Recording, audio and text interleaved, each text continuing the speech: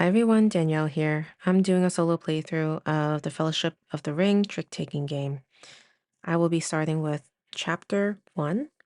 When Mr. Bilbo Baggins of Bag End announced that he would shortly be celebrating his 11th birthday with a party of special magnificence, there was much talk and excitement in Hobbiton. So I'll flip over and it says, a expected party. So we'll use characters Frodo, Bilbo, Gandalf, and Pippin. And then to win this chapter is going to be considered a short victory. Finish all chosen characters. So we'll want to meet the goals on all of the chosen characters. So we'll look into that during setup.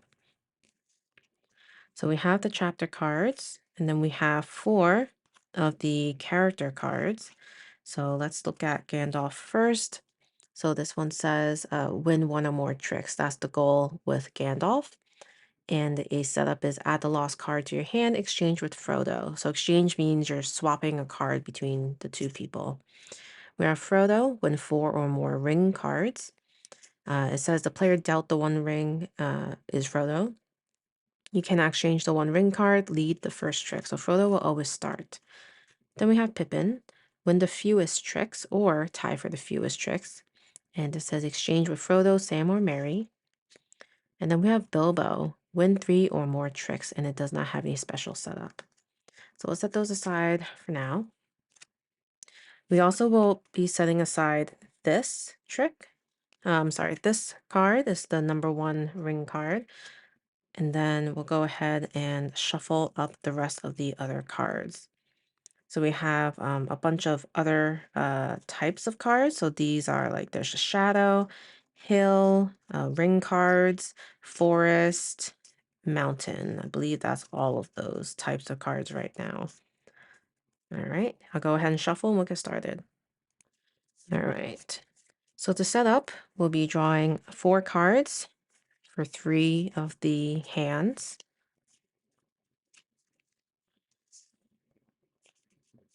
And then for the last one, you'll draw 3 cards, and you're going to actually add the 1 ring card to it. I should have also set aside a lost card. Since I didn't do that, I'll go ahead and just draw one. That will be considered the lost card. And let's spread out a little bit. We'll just take these cards and flip them over, see what they are. I'm going to try to keep them organized, although during my plays, they've been kind of getting a little bit messy. I'm not going to sort these cards either. I'm just going to place them as they are. So again, we have 4 hands, and we manage all 4 as a solo player. All right. So now, knowing the goals of each of these 4 cards, we get to assign a hand to each of them. The one that's the easiest to start with is Frodo. Frodo has to be the character assigned to the hand that has the ring, the 1 ring card. So we'll go ahead and put Frodo right there. And we're also going to give Frodo the, just pulling this out. Forget what they call this, but it's like the ring, and it's going to be on the kind of non-colored side. Then we have the rest. So Gandalf is win 1 or more tricks. Bilbo is win 3 or more tricks. So the one that can win the most right now that I'm looking, unfortunately, is not great looking cards, but I'm going to give Bilbo this one, this hand on the left. And then we have Pippin win the fewest tricks. I think the fewest might be that one, so I'll go ahead and do that. And then we have Gandalf. So now, in clockwise order, we're going to go through the special kind of setup. Starting with Bilbo here. They don't have a special setup. It says none. This one says add the lost card to your hand. Okay, so we'll add the lost card that we set aside. And then it says exchange with Frodo. So we pick 1 card from Gandalf and 1 from Frodo, and we'll just swap them. I think I'll give the 3 hill and swap out the, I don't know, maybe another forest. Not really sure that that was a really valuable swap, but I let my gut tell me to do that this time. And then we have Pippin Exchange with Frodo, Sam, or Merry. There are other characters that will be introduced in this game, but for now we just have Frodo out of the list, so they will be exchanging with Frodo. And I think it would definitely be helpful to have at least a middle range card here. Actually, I'll give the highest card because Pippin needs to win the least amount, and so the highest card won't be too helpful. I'll give them the 2. So these are now officially the starting hands, oops, as we play the game. Again, the cards might get messy over time, but we'll manage. All right. So Frodo's going to lead the trick, and you cannot lead with a ring card until you can start playing ring cards. So ring cards can only be played if during a trick, a ring was played not as a leading card, if that makes sense. So right now we can't play this as a card as a leader. I'm going to put,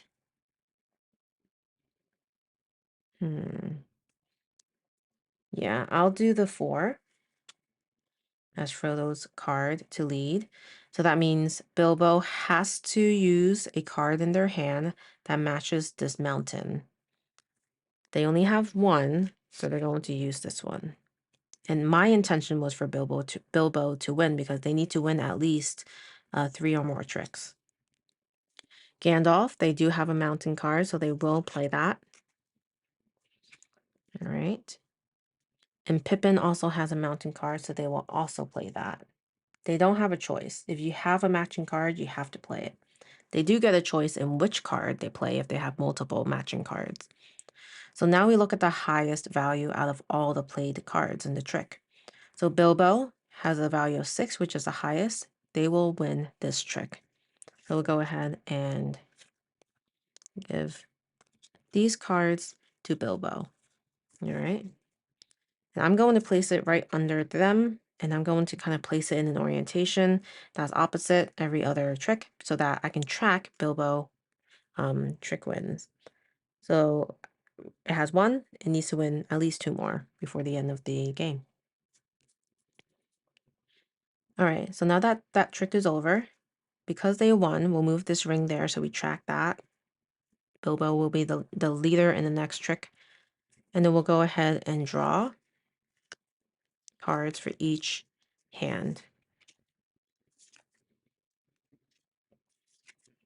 All right. So Bilbo is going to lead. I do want them to win this one again, so I'm going to have them play the 7 Forest. Gandalf has to make a decision. Will they play the 6 or the 3? I think in this case, it doesn't matter. They're just going to play the lowest card because the 6 might help them win in a future turn. Pippin only has a green card, 1 green card, so they're playing that too.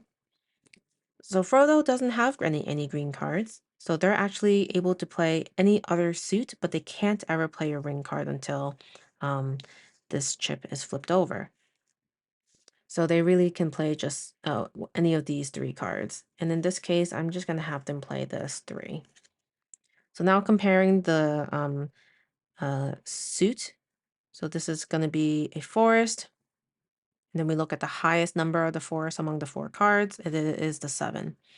So Bilbo will take all of the cards that were played in this round. And this will be the second trick that they win. We'll go ahead and draw again.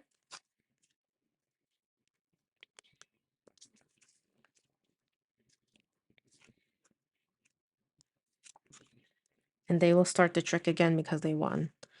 So they need to win at least 1 more for them to meet their goal. And I think just playing the 7 will help there. Gandalf has a decision to make, play an 8 or a 6. If they play an 8, Gandalf would win the trick. I don't want that to happen. So I do want to play the 6 for Gandalf. Pippin only has the 5 to play. Frodo, again, does not have any options here. They're just going to play the 5 here.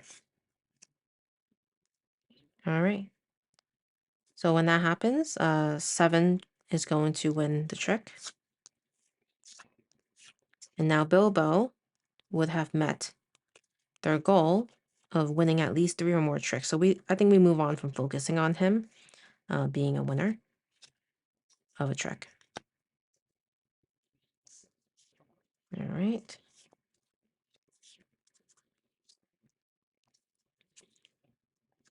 So they'll start, but I don't want them to win the trick. I might want Gandalf to win the trick this time. So looking at that, I think it's pretty easy with the hill.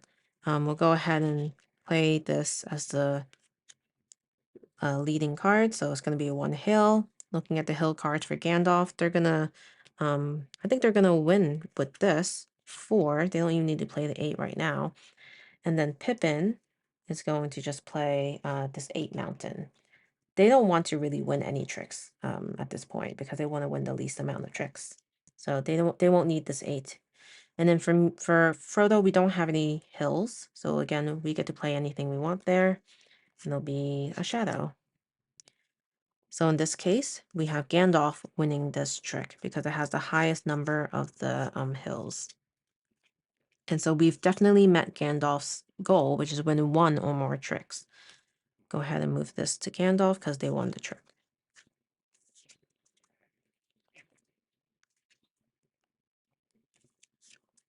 Okay. So we do need to focus on Frodo, and we need to be able to play rings. So it's going to be pretty interesting because I only see 3 rings out of the, I think there should be a total of 5. They must still be in the deck. So let's see.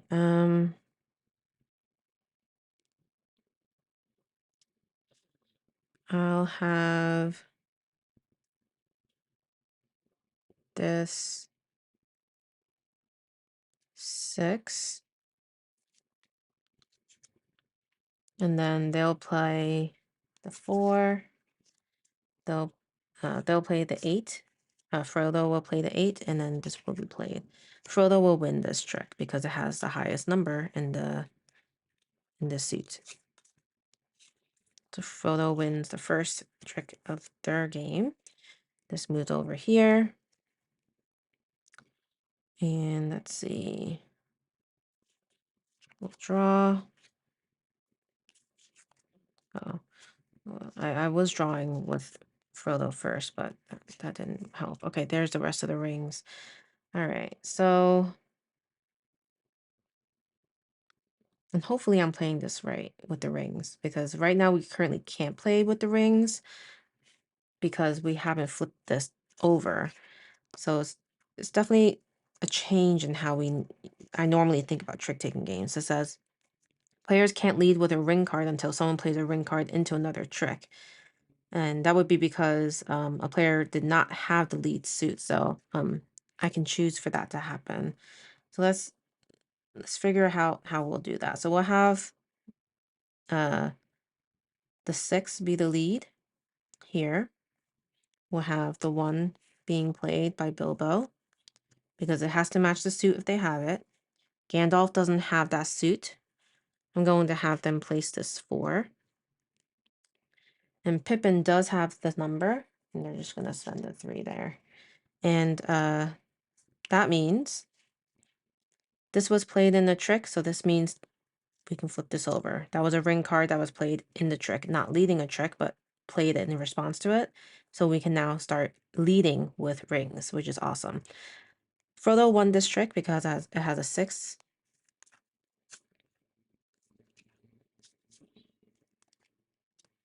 No more cards to deal out. We'll just finish out the rest of the game with the cards we have. Frodo will lead the trick again. Again, now they can lead with a 1. So I think we'll go ahead and play a 7. This will be played. Actually, a ring will be played because they can decide to do that. This 5 will be played because it has to match a mountain if they have it.